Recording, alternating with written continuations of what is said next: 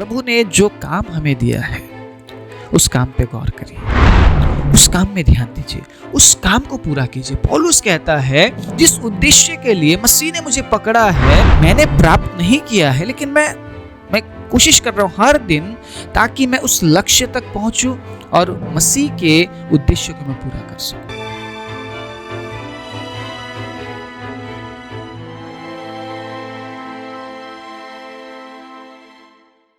आप सभी को जय मसीह की। प्रभु यीशु मसीह के नाम से मैं आप सभी का स्वागत करता हूं आज के वचन के लिए। परमेश्वर के प्रिय लोगों, एक और नया दिन हमें मिला है। इस नए दिन के साथ साथ परमेश्वर ने हमें समय दिया है, परमेश्वर ने हमें अवसर दिया है, परमेश्वर ने हमें मौका दिया है। क्या आप इस अवसर, इस मौके का सही तरीके से इस्तेमाल नहीं करना चाहेंगे?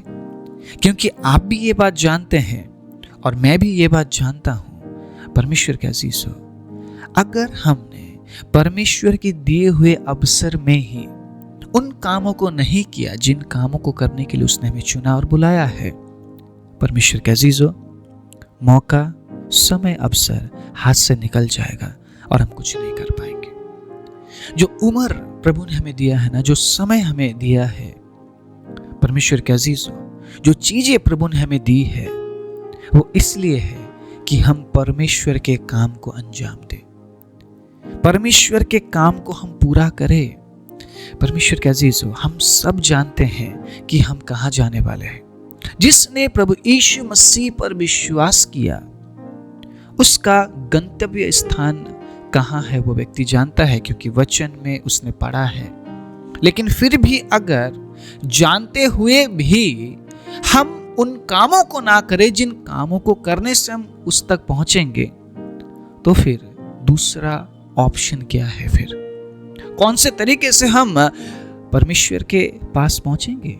There is no other way. दूसरा कोई तरीका नहीं है, दूसरा कोई रास्ता नहीं है। परमेश्वर के अजीजों, एक ही रास्ता है और वो है यीशु मसीह। यीशु ने कहा, मार्ग मैं हूं, सत्य मैं हूं, जीवन मैं हूं, बिना मेरे द्वारा पिता तक कोई नहीं पहुंच सकता है।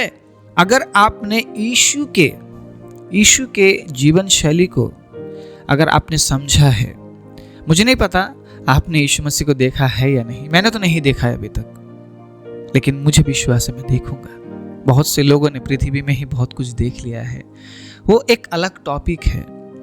लेकिन अगर मैं आपसे ये कहूं, अगर आप यीशु के जीवन शैली के बारे में समझते हैं कि प्रभु यीशु मसीह कैसे थे, जिन्होंने देखा प्रभु यीशु मसीह को वो अभी नहीं है, वो वर्णन भी नहीं कर सकते हैं कि यीशु मसीह कैसे दिखते होंगे, क्योंकि वो अभी है नहीं हमारे बीच में।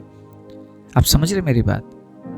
लेकिन यीशु ने क्या कहा है? धन्य है वो जो मुझे बिना देखकर विश्वास करते हैं।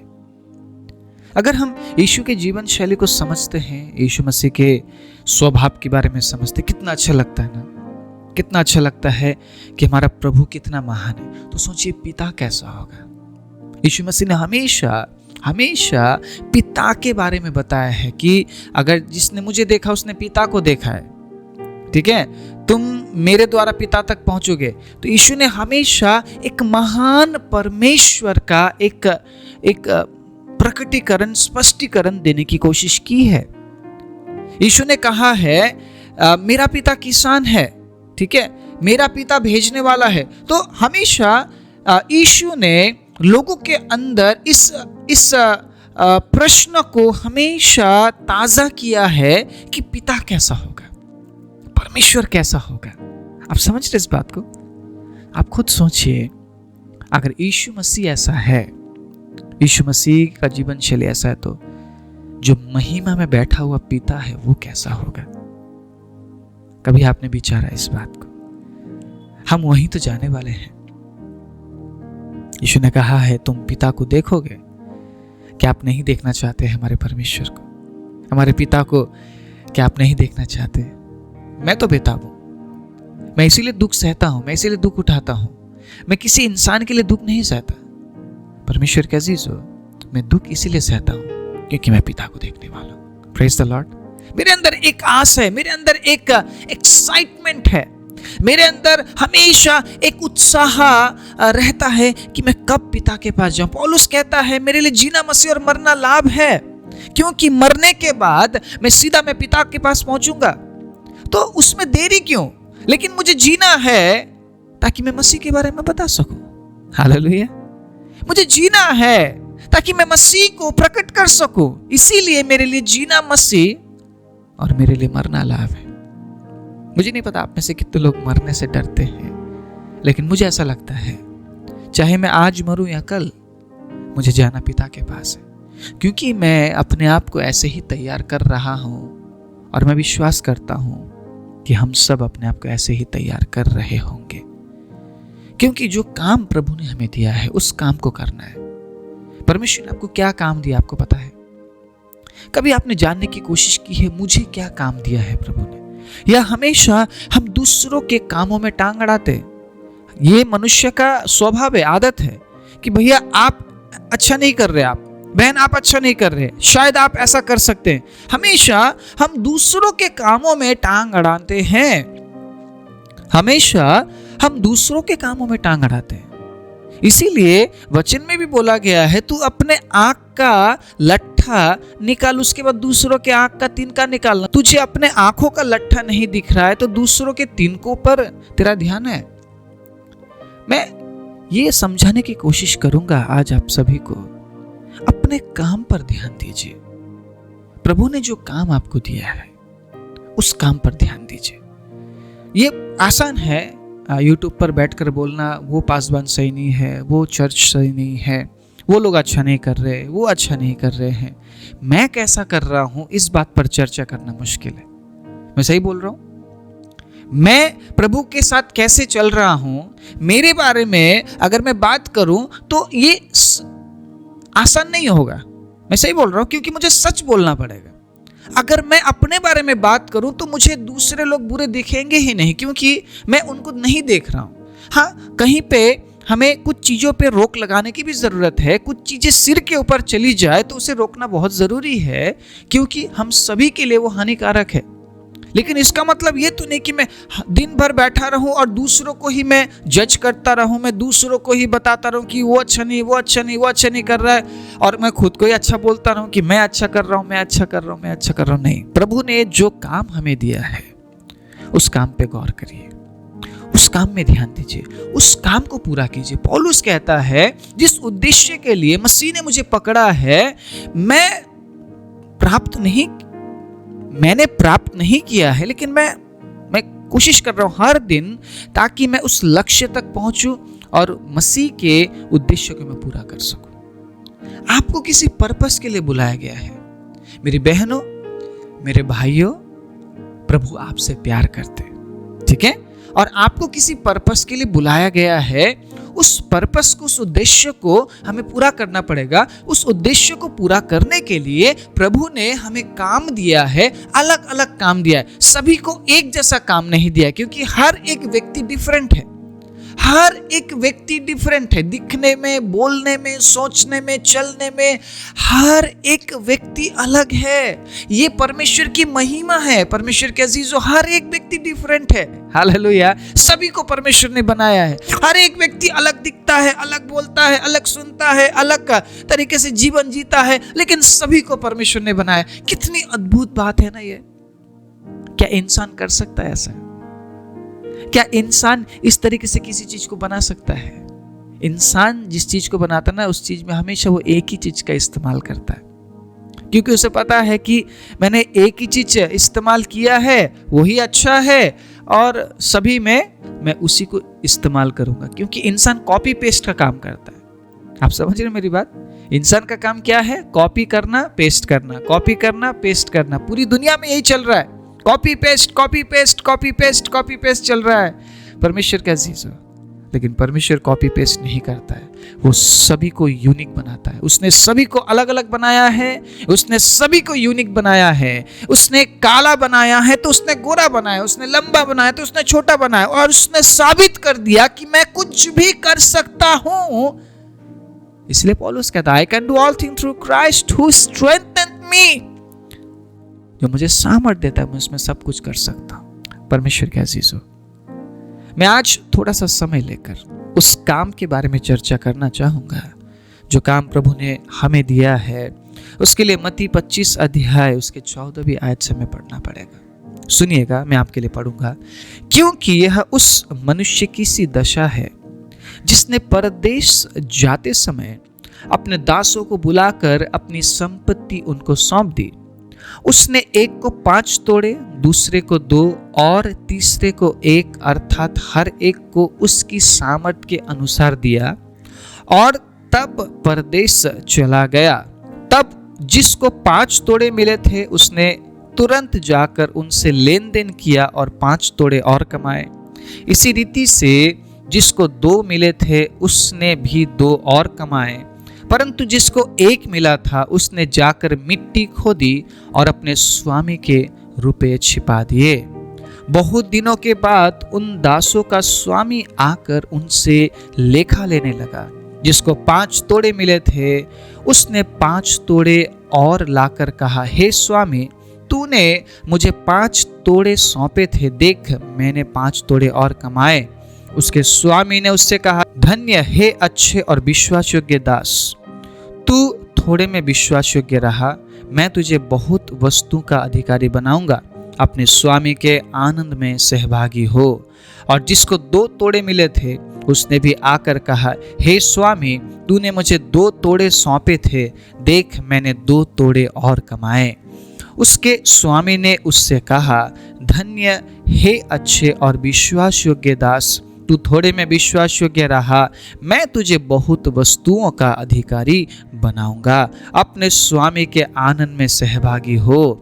तब जिसको 1 तोड़ा मिला था उसने आकर कहा, हे स्वामी, मैं तुझे जानता था कि तू कठोर मनुष्य है। तू जहाँ कहीं नहीं बोता वहाँ काटता है और जहाँ नहीं छींटता वहाँ से बटोरता है। इसलिए मैं डर गया और जाकर तेरा तोड़ा मिट्टी में छिपा दिया। देख, जो तेरा है वो ये है। उसके स्वामी ने उससे उत्तर दिया, हे दुष्ट और आलसी दास, जब तू ये जानता था कि जहां मैंने नहीं बोया वहां से काटता हूं और जहां मैंने नहीं छीटा वहां से बटोरता हूं, तो तुझे चाहिए था कि मेरा रुपया सर्रफों को दे देता, तब वह आकर अपना धन ब्याज समेत ले लेता। इसीलिए वो तोड़ा उससे ले लो और जिसके पास 10 तोड़े हैं उसको दे दो, क्योंकि जिस किसी के पास है उससे और दिया जाएगा और उसके पास बहुत हो जाएगा, परंतु जिसके पास नहीं है उससे वो भी जो उसके पास है ले लिया जाएगा। और इस निकम्मे दास को बाहर के अंधेरे में डाल दो जहां रोना और दांत पीसना होगा। Praise the Lord, hallelujah. इन तमाम वचनों को सुनकर आपको क्या लग रहा है? क्या काम दिया है प्रभु ने आपको? इस दृष्टांत से हमें एक बात पता चल गया कि प्रभु ने काम दिया है। किसी को 5 तोड़े का काम दिया है, किसी को 2 तोड़े और किसी को 1 तोड़ा। ठीक है। अब यहां पर बात यह है, तीनों दासों को बुलाया गया और तीनों दासों से लेखा लिया गया। जिसको 1 दिया था उससे भी लेखा लिया गया, जिसे 2 दिया गया था उससे भी लेखा लिया गया और जिसे 5 दिया गया था उससे भी लेखा लिया गया। समझने वाली बात यह है इस वचन के अनुसार, परमेश्वर के अजीजों, जिसे 5 दिया था वो भी विश्वास योग्य है और वो भी स्वामी के आनंद में शामिल हो गया। जिससे 2 मिला था वो भी विश्वास योग्य निकला और स्वामी के आनंद में सहभागी हो गया। लेकिन जिसे 1 मिला था वो अविश्वास योग्य निकला, क्योंकि उसने जो काम उसे दिया गया था उस काम को नहीं किया। उनको तोड़ा इसलिए दिया गया था ताकि वो जाकर और कमाए और तोड़ा बनाए और स्वामी को लाकर वापस करे। परमेश्वर के अजीज हो, इससे फर्क नहीं पड़ता आपको कितना मिला है। ध्यान से सुनिएगा, इससे फर्क नहीं पड़ता है आपको कितना तोड़ा दिया गया है। अगर आपको 2 दिया गया है तब भी आप स्वामी के आनंद में शामिल होंगे। अगर आपको 5 दिया गया है तब भी आप स्वामी के आनंद में शामिल होंगे, क्योंकि वो किसी के साथ भेदभाव नहीं करता है। 2 वाले भी विश्वास योग्य है, 5 वाले भी विश्वास योग्य है। बस उसे चाहिए कि हम काम करें। अगर आपको एक मिला है, अगर आपको ऐसा लगता है मैं लायक नहीं हूं, मैं ये नहीं हूं, मैं वो नहीं हूं, मुझे प्रभु ने ज्यादा नहीं दिया, एक तो दिया होगा, एक दिया है आपको। अगर आपको ऐसा लगता है कि मेरे पास कोई काम नहीं है, ये नहीं है, वो नहीं, अगर आप शिकायत करते हैं, आप ये सोचते हैं कि नहीं प्रभु ने मुझे काम नहीं दिया है, प्रभु ने मुझे कुछ भी नहीं दिया है, मेरी जिंदगी में तो कुछ नहीं हो सकता है, इसका मतलब समझ लीजिए आपको एक तोड़ा मिला है और एक तोड़े का भी हिसाब आपको देना पड़ेगा। आपको लग रहा है मुझे थोड़ा सा काम मिला है, मुझे थोड़ी सी रिस्पॉन्सिबिलिटी मिली है, आपको 2 तोड़ा मिला है, आपको हिसाब देना पड़ेगा। अगर आपको लगता है मैं सबसे ज्यादा अच्छा हूं, मुझे बहुत ज्यादा रिस्पॉन्सिबिलिटीज मिली है, जिम्मेदारियां मिली है, मुझे बहुत ज्यादा जिम्मेदारी मुझे मिली है, मैं सबसे बेहतर काम करता हूं, इसीलिए शायद परमेश्वर ने मुझे सबसे ज्यादा जिम्मेदारी दी है, बहुत अच्छी बात है। परमेश्वर का अजीजों 5 तोड़े का भी वो हिसाब लेगा आपसे। हमें बने रहना है विश्वास योग्यता में, चाहे 1 मिले, चाहे 2 मिले, चाहे 3 मिले। मुझे उस दिन के बारे में आज भी याद आता है। मेरा क्लास था बाइबल कॉलेज में, होली स्पिरिट के बारे में, पवित्र आत्मा के बारे में हम सीख रहे थे, और जो हमारे टीचर थे उन्होंने कुछ इस तरीके से कहा, भविष्यवाणी किया। भविष्यवाणी में पता उन्होंने क्या कहा, किसी के पास बहुत बड़ी सेवकाई है, किसी के पास छोटी सेवकाई है, लेकिन तुम में से कोई भी मुझे छोड़कर मत जाना। परमेश्वर के अजीज, उस दिन जितने भी स्टूडेंट वहां पर बैठे थे फूट फूट कर रोने लगे, क्योंकि प्रभु की उपस्थिति बहुत बहुत अद्भुत रीति से वहां पर उतरी थी। और इस भविष्यवाणी में जब ये शब्द हमने सुना, ये बातें हमने सुनी, हमें पता चला कि परमेश्वर हमसे कितना प्यार करते हैं। हमें योग्यता के अनुसार बांट दिया गया है। मैं ये समझाने की कोशिश कर रहा हूं आपको कि आप समझ लीजिए आपकी योग्यता कितनी है, आप क्या कर सकते हैं। दूसरों के कामों में टांग अड़ाकर हम आगे नहीं बढ़ सकते। प्रभु ने मुझे 5 तोड़े दिए हैं या 2 तोड़े दिए हैं या 1 तोड़े दिए, मुझे समझना पड़ेगा, ठीक है। अगर प्रभु ने मुझे 5 तोड़े दिए हैं तो मेरी जिम्मेदारी बहुत बड़ी है, मुझे समझना पड़ेगा और मुझे उस जिम्मेदारी को विश्वास योग्यता से निभाना पड़ेगा। मुझे 5 और कमाना पड़ेगा। मैं धन्य हूं, मेरे ऊपर प्रभु ने भरोसा किया और मुझे 5 तोड़ा दिया, तो ये मेरे लिए गर्व की बात नहीं, मेरी सौभाग्य की बात है। हालेलुया, मेरे लिए सौभाग्य की बात है कि प्रभु ने मुझ पर भरोसा करके मुझे 5 तोड़ा दिया। अब मेरी जिम्मेदारी है कि मैं 5 तोड़े और कमाऊं विश्वास योग्य होकर। अगर प्रभु ने मुझे 2 दिया है तो हाँ, मैं उसे ग्रहण करूंगा, क्योंकि शायद मैं प्रभु के सामने सिर्फ 2 तोड़े के मैं लायक हूं और उसने मुझे 2 दिया है। अगर मैं 2 और कमाऊंगा तो शायद वो 4 कर देगा। मैं उस 4 से 4 और कमाऊंगा तो शायद वो 8 कर देगा। आप समझ रहे हैं, वो विश्वास योग्यता देखता है हमारे अंदर। जो काम प्रभु ने हमें दिया है उस काम को बखूबी निभाना बहुत जरूरी है। अब अगर मुझे लगता है कि मुझे 1 तोड़ा प्रभु ने दिया है तो उसके सामने मुझे साबित करना पड़ेगा कि मैं 2 तोड़ा और कमा सकता हूं विश्वास योग्य होकर। जब मैं 2 कमाऊंगा, मैं विश्वास योग्य बनूंगा, तो शायद वो 2 और बढ़ा दे। जिसको 1 मिला था अब उसे 4 मिलने लग गए। आमीन। परमेश्वर के अजीजों, जो काम प्रभु ने हमें दिया है उस काम को हमें करना है, चाहे वो 1 तोड़े का काम हो, 2 तोड़े का काम हो या 5 तोड़े का काम हो। काम काम है। परमेश्वर अपने हर एक दास, हर एक बेटे, हर एक बेटियों से हिसाब मांग रहा है। हालेलुया। और मैं विश्वास करता हूं अगर हम विश्वास योग्य होकर उन कामों को करते, प्रभु हमारे दायरे को बढ़ाएंगे, परमेश्वर हमारे दायरे को बढ़ाएंगे। प्रभु ने अगर आज हमें 1 दिया है तो हमारे विश्वास योग्यता को देखकर कल वो हमें 2 देंगे, परसों वो हमें 3 देंगे, फिर 4, फिर 5। ऐसे ही प्रभु हमारे जिम्मेदारियों को बढ़ाते जाएंगे। लेकिन अगर हम ये देखते रहे मुझे तो छोटा काम मिला है, देखो उस भाई उस बहन को तो बड़ा काम मिला है, उसके काम पे जाकर अगर हम टांग अड़ाते हैं, परमेश्वर के अजीजों, फिर क्या होगा? फिर जो हमारे पास है वो ले लिया जाएगा और उसे दे दिया जाएगा। आप समझ रहे इस बात को? जो काम प्रभु ने दिया है उस काम को समझिए। हर एक काम को करने की कोशिश मत कीजिए। एक व्यक्ति आराधना भी करेगा, प्रचार भी करेगा, है ना, लीडरशिप में भी आएगा, सब कुछ करने की कोशिश करता है। एक व्यक्ति एक काम अच्छे से करे, उसमें उस व्यक्ति का फायदा है। अगर आप अच्छा खाना बनाते हैं, आप अच्छा खाना बनाइए और उसके जरिए परमेश्वर की महिमा कीजिए। अगर आप अच्छा गीत गाते हैं, आप अच्छा गीत गाइए, उसके जरिए परमेश्वर की महिमा कीजिए। अगर आप अच्छा मैनेजमेंट करते हैं, अगर आप व्यवस्थित व्यक्ति है, आप हर चीज को अच्छे से मैनेज करते हैं, तो आप उस काम को कीजिए। परमेश्वर के अजीजों, आप समझ रहे इस बात को? आप उस काम को कीजिए ताकि आप प्रभु के नजरों में विश्वास योग्य ठहर कर आप आगे बढ़ सके, क्योंकि उन कामों को करके ही आप प्रभु में आगे बढ़ सकते हैं। आप समझ रहे इस बात को? परमेश्वर के अजीजों, क्या काम प्रभु ने आपको दिया है, उस काम को तलाशिए, समझिए, खुद को जांचिए। परमेश्वर के अजीजों, खुद को समझना बहुत जरूरी है।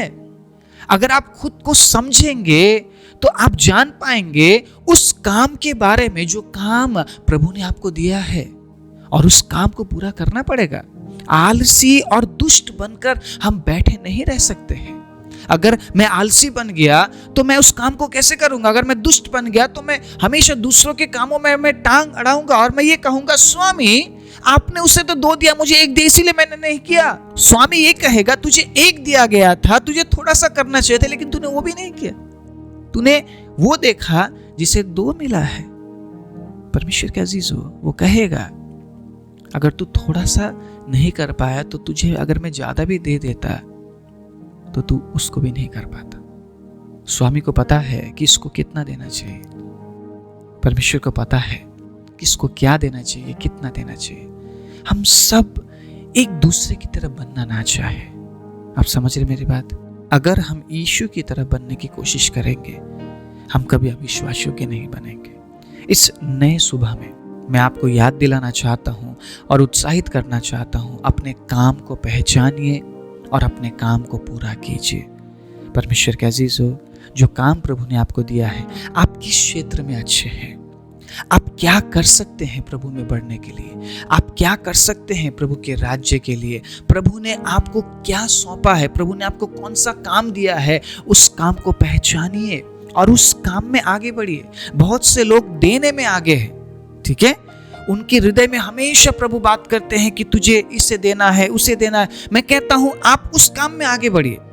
आप प्रचार करने में मत घुसिए, आप आराधना करने में मत घुसिए, क्योंकि प्रभु ने आपको देने वाला बनाया है। परमेश्वर के अजीजों, अगर आप आराधना करते हैं, अगर आप गीत गाते हैं, तो आप उसमें बने रहिए, आप प्रचार में मत घुसिए। आप समझ रहे मेरी बात? अगर आपको प्रभु ने मैनेज करने के लिए चुना है, आप मैनेज कीजिए। बहुत से लोग कलीसिया के बैक साइड में होते हैं, मैनेज करते हैं। बहुत से लोग प्रार्थना योद्धा है, बहुत से लोग सुसमाचार सुनाने वाले हैं। तो प्रभु ने आपको किस गुण से नवाजा है, किस गुण से आशीषित किया है, उस गुण को समझिए। आपके अंदर कौन सी योग्यता है, कौन सी बातें हैं। परमेश्वर के अजीजों, उस बात को अगर आप समझेंगे, उस काम को अगर आप समझेंगे, मैं विश्वास करता हूं बेहतर तरीके से आप प्रभु की सेवा कर पाएंगे, बेहतर तरीके से आप परमेश्वर की सेवा कर पाएंगे। और मैं विश्वास करता हूं प्रभु बहुत आज से आशीष देंगे, आपको बहुत आज से आशीष देंगे। एक बार फिर से मैंने कोशिश की है आपको याद दिलाने के लिए कि आपको विश्वास योग्य होना पड़ेगा, उस काम को पहचानना पड़ेगा और उस काम को पूरा करना पड़ेगा। मैं आशा करता हूं आज के वचन को सुनने के बाद आप जरूर विचारेंगे, सोचेंगे उस काम के बारे में, जो काम प्रभु ने आपको दिया है, और उस काम को बखूबी आप करेंगे ताकि आपके जीवन से परमेश्वर की महिमा हो सके। आइए अपने आंखों को बंद करें। राजाओं के राजा, प्रभुओं के प्रभु, मैं धन्यवाद देता हूँ एक और नए दिन के लिए। प्रभु, आपने हमें नया दिन दिखाया, आपने हमें नया दिन दिया, ताकि प्रभु हम उस काम के प्रति विश्वास योग्य होकर उस काम को पूरा कर सके जो काम प्रभु आपने हमें दिया है। मैं आपके बच्चों के लिए प्रार्थना करता हूं प्रभु, उस काम के बारे में समझने, जानने और उस काम को पूरा करने के लिए विश्वास योग्यता के साथ बने रहने के लिए प्रभु आप उनकी सहायता और मदद कीजिए। एक नए सुबह में प्रभु मैं आपके बच्चों के जीवन में आपकी सुरक्षा की घोषणा करता हूँ, आपके आशीष की घोषणा करता हूँ, आपके चंगाई की घोषणा करता हूँ प्रभु, आपके छुटकारे की घोषणा करता हूँ प्रभु, आपकी उपस्थिति की घोषणा करते हुए प्रार्थना प्रभु यीशु मसीह के नाम से मांगता हूँ, आमीन।